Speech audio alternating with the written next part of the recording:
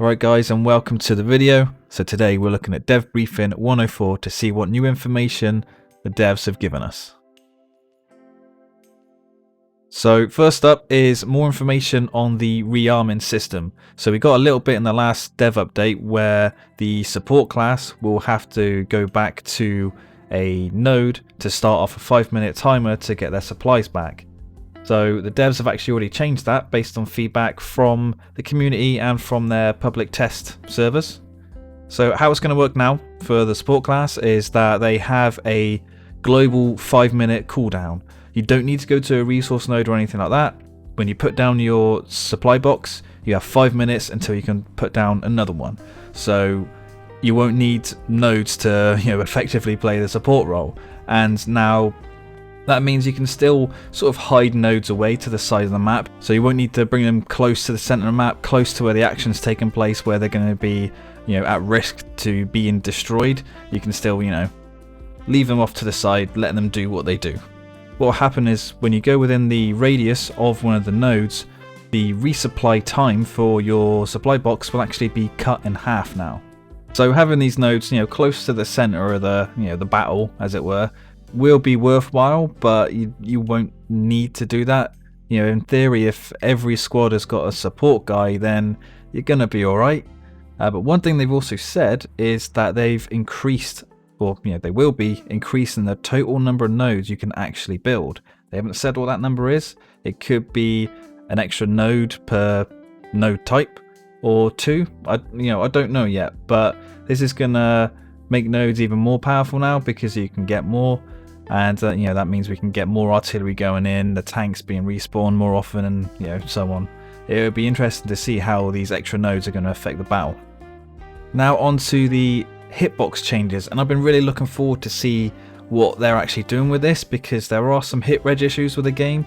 You've shot someone, but they don't die, or you've been shot yourself. You can hear your guy sort of cry out in pain and see blood come off you, but you don't get damage at all. So it's going to be interesting to see what they actually do here.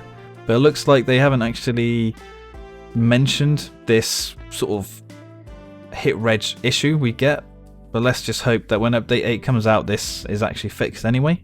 So in their public test servers, what they actually tried out doing was introducing changes to the hitbox where if you got shot on your upper arm, so your shoulder down to your hand, that was a different sort of hitbox, and how that would have a different damage value.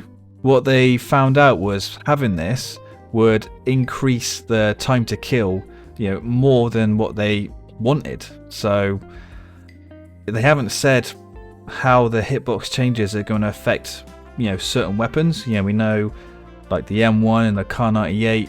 Up to 149 meters, a chest shot is an insta-kill. Maybe it increased this to 2 or 3 shots. I'm not sure. I guess people who've played on the test servers can let us know.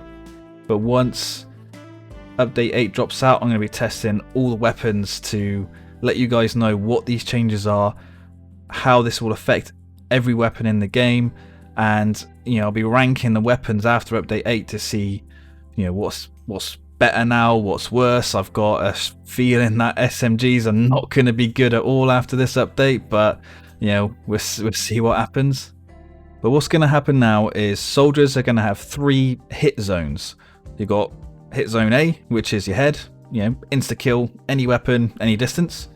Hit zone B, which is your body down to your elbows on your arms and down to your knees in your legs. That's going to be one zone. And then the third zone, which I'm going to call hitbox or hit zone Z, and the third area, which is going to be your arms from your elbows to your hands and your knees down to your feet. That's going to be like the third and new area. So what's going to happen is if you hit this new area from from the elbow to the hand or the knee below, you're going to do less damage. But that's all we know so far. We don't know how that's going to affect every weapon, but as I've just said, I'll be testing all of that. One thing the devs actually said in an earlier dev briefing is that these hitbox changes would naturally balance out the M1 Garand and the Kar 98K.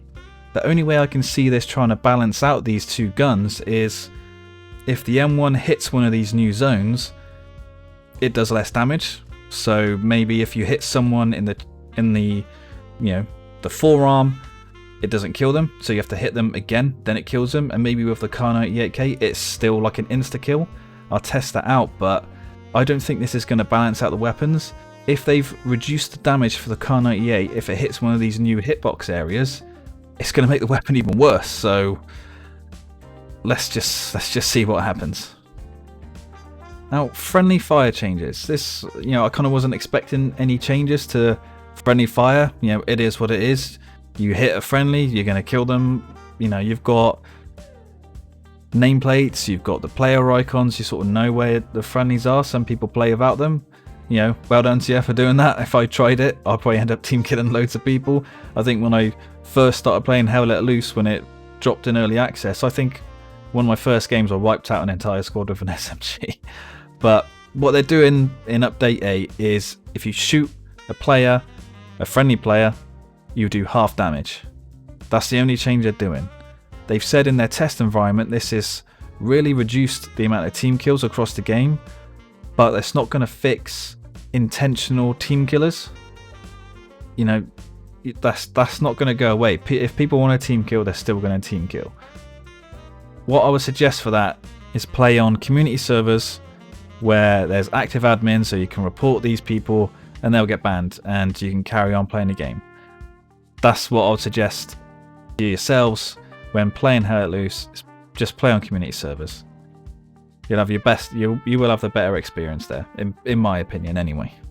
So Asian regions are going to get their own specific servers, which is good. There's going to be 3 official Japanese-based servers on top of the other servers they have in the Asia region, and they're going to be working on hosting some Chinese and Korean servers as well. So players in that region, you're going to be able to play on, like your own servers with better ping. It's going to be better for you guys, and I guess better for people in their own region, so they won't have to play against people with high ping. So yeah, good there. And it's good that they're expanding support of the game. It must show that they're getting new players in and new sales, so their player base is growing and there's greater demand for the game, which is what we all want. We want loads of players in this game, and we want this game to be really successful. Once the game's released, we want good post-launch content, and I'm actually really looking forward to see what the devs Black Matter do after Hell Let Loose. Maybe they take this formula and put it into a different setting, like modern day shooter, Vietnam, far future, something different. I'm really keeping my eye out on Black Matter to see what they do next. And that's it for this update. They've also said that the game's on sale. It's got 25% off as part of the Steam Autumn sale. So yeah, I'm really looking forward to testing the hitbox system to see how it affects all the weapons. I don't have high hopes for the SMGs. I think they're gonna be pretty bad now, but we'll see what happens. So if you like the video, give it a like, guys. Subscribe so you can see more videos and see my live streams where I play with subs. And thank you for watching, and I'll see you on the next one.